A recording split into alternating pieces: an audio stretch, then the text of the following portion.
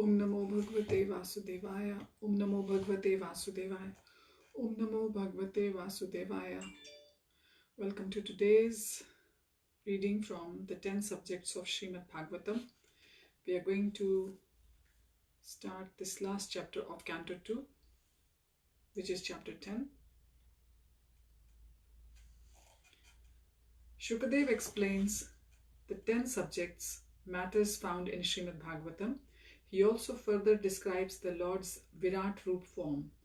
After this, Parikshit asked the remainder of his questions that began in chapter 8. Silvery moonbeams shimmered on the rippling river as it flowed by the great gathering of sages seated around Shukadev and Parikshit. The water lapped gently against the river bank. Shadowy forms of deer could be seen quenching their thirst. Wild dogs howled in the distance. Stars twinkled brightly in the clear night sky, and the effulgence of the waxing moon illuminated the faces of Parikshit and the sages. When Shukadev concluded his narration, a murmur of appreciation rose from the audience. Even the speculative philosophers were impressed by his authoritative answers. Shukadev said, "My dear king, what more do you wish to know?" Parikshit sat in spellbound silence for a while. For a few moments, he had never before heard such comprehensive and clear explanations.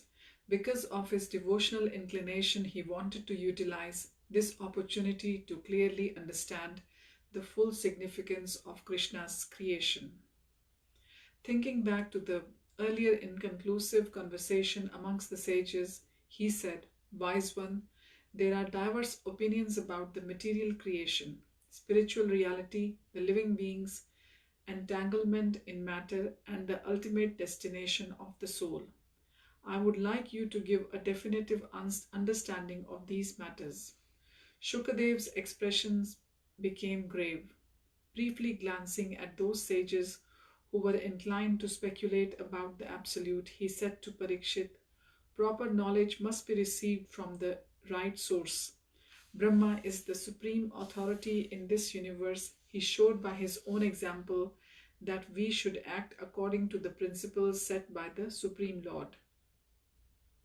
Placing his palms together in a gesture of respect, Shukadev indicated Narad.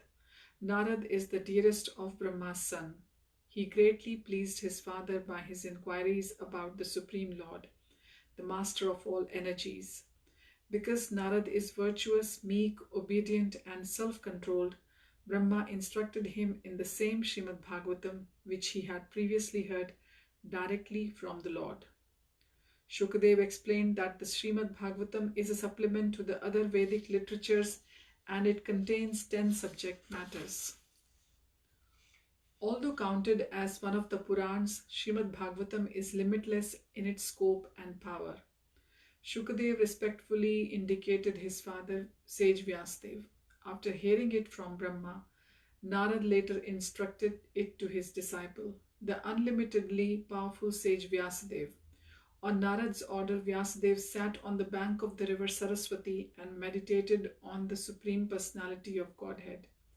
He thus factually realized all these truths which he later taught me. O king, I shall answer your questions by the explanations given in Srimad Bhagavatam. Parikshit's eyes shone with curiosity. What were the 10 subjects of the Bhagavatam?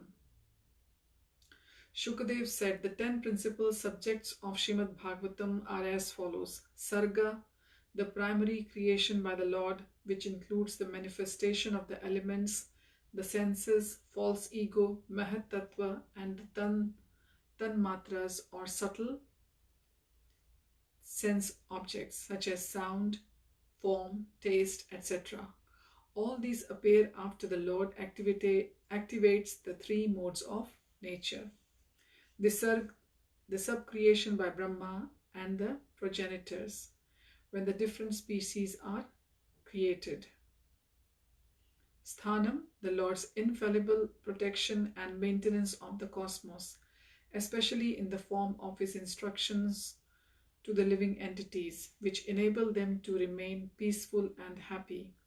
Poshanam, Krishna's special mercy shown to his devotees who engage in devotional practices.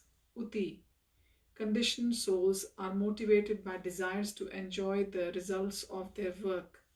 These desires are called uti and they arise from impressions stored in the living being's subconscious memory from previous lives. Manvantara, narrations from the Manus, the kings who father mankind in different periods of Brahma's day and who relay the Lord's laws to mankind. Isha Anukatha, descriptions of Krishna's incarnations, pastimes, and devotees. Nirodha, the merging of the conditioned living beings back into the body of Mahavishnu at the time of universal devastation. Mukti, the living being's attainment of his pure spiritual identity as the Lord's eternal associate. This can be attained even while still within the material body. Ashray, the ultimate refuge of everything, the Supreme Personality of Godhead, Lord Krishna. Parikshit looked mystified. He could not remember Narayan speaking of all these topics to Brahma. Seeing his confusion, Shukadev explained that the instructions Brahma heard from Narayan and later taught his son were further elucidated by great devotees such as Vidur and Maitreya. Parikshit was still doubtful. Both Narayan and Brahma described the Supreme Lord's glories. Why did devotees like Vidur and Maitreya include their other subjects? Shukadev explained that Vidur and Maitreya knew that these other topics which are mentioned in the Vedas often create misunderstandings regarding life's ultimate goal. Thus, those great sages wanted to clearly distinguish them from that goal, which is to attain Krishna's personal association. He is the 10th subject, the supreme shelter or ashray, while the other 9 subjects described are the sheltered or ashrit. Turning to the followers of atheistic Sankhya, empiricists like Vaisheshikas and logicians like the Nyayas, Shukadev said, that which you call the Supreme Brahman is actually Krishna. Then addressing the followers of Patanjali, he added, he whom you call the Paramatma or Super Soul is also Krishna. Tears flooded the king's eyes. Shukadev's comprehension of Brahma's teachings was profoundly inspiring. Parikshit again became thoughtful. He knew Brahma did not take birth from the material source. Having come directly from the Lord, Brahma had also personally met Narayan. Wondering about this, the king asked, if Krishna is the only ashray, then what is the position of Brahma, who is the source of all material bodies? Shukadev explained that the controlling deities like Vishnu, Brahma and Shiva are manifestations of Krishna's Paramatma feature. He puts living beings in either the position of Adidev, a godly controller of the universe like Brahma, or in the position of a controlled living being known as Adhyatma. What distinguishes the controlled living being and the controlling God is simply their bodies or Adibhut. Adidev, Adhyatma and Adibhut are all independent.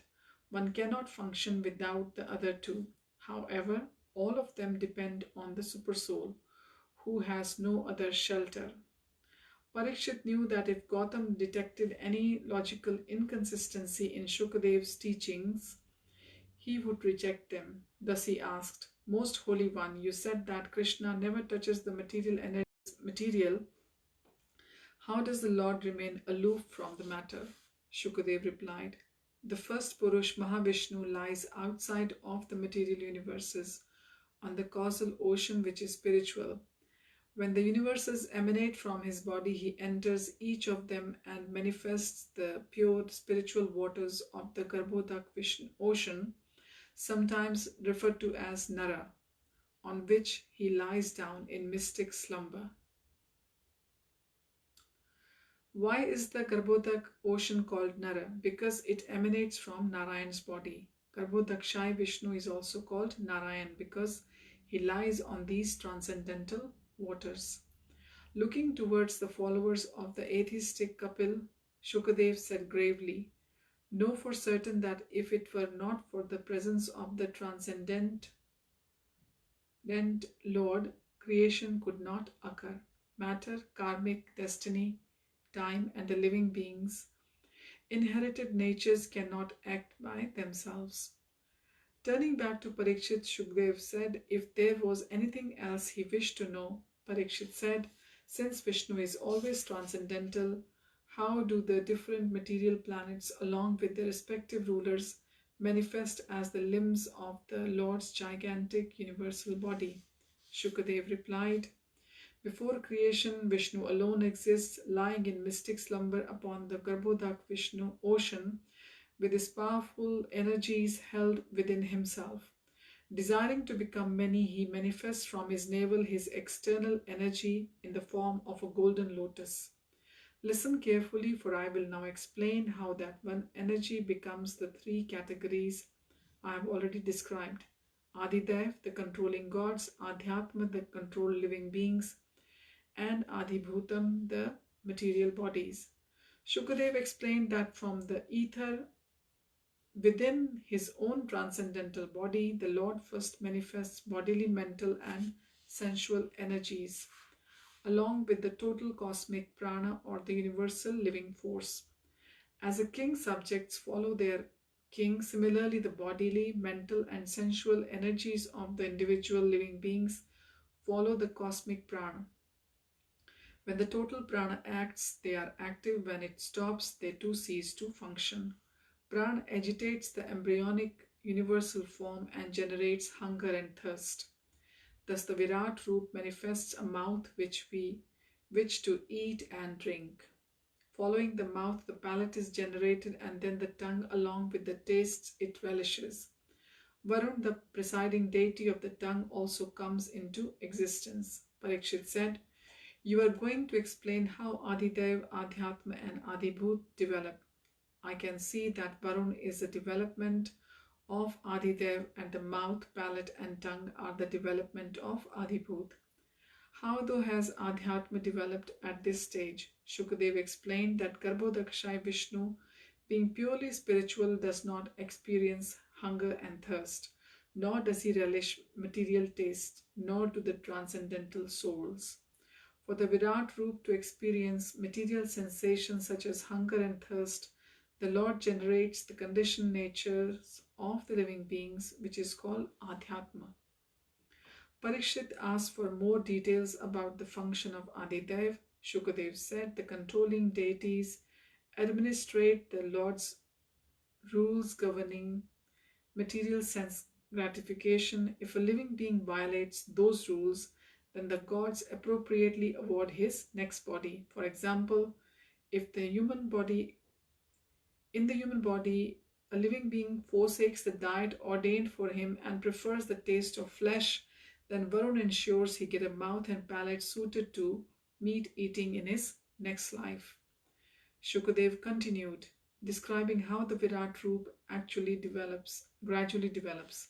One after other, the mouth, ears, nostrils, legs, hands, skin, genital, anus, navel, mind, abdomen, intestines, life breath, blood, fat, marrow, and bone are generated. As each of these bodily parts manifests, so do the corresponding controlling gods along with their planets. Only after the Virat Roop manifests, a sense organ or function can individual living entities possess that feature. The more Parikshit learned, the clearer it became that we should use our senses in Krishna's service.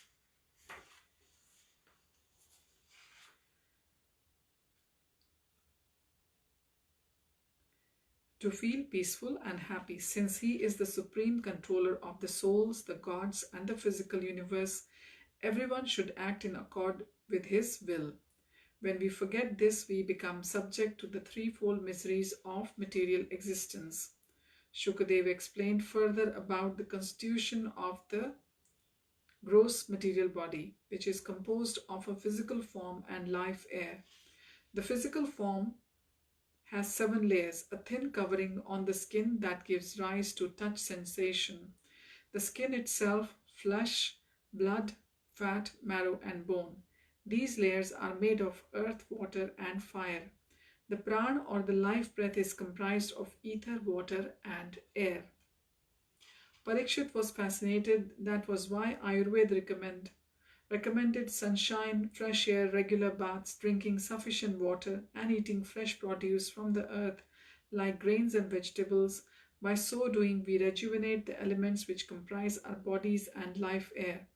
Still, he remained mystified how the eternal spirit souls identified with material bodies and became absorbed in material pains and pleasures.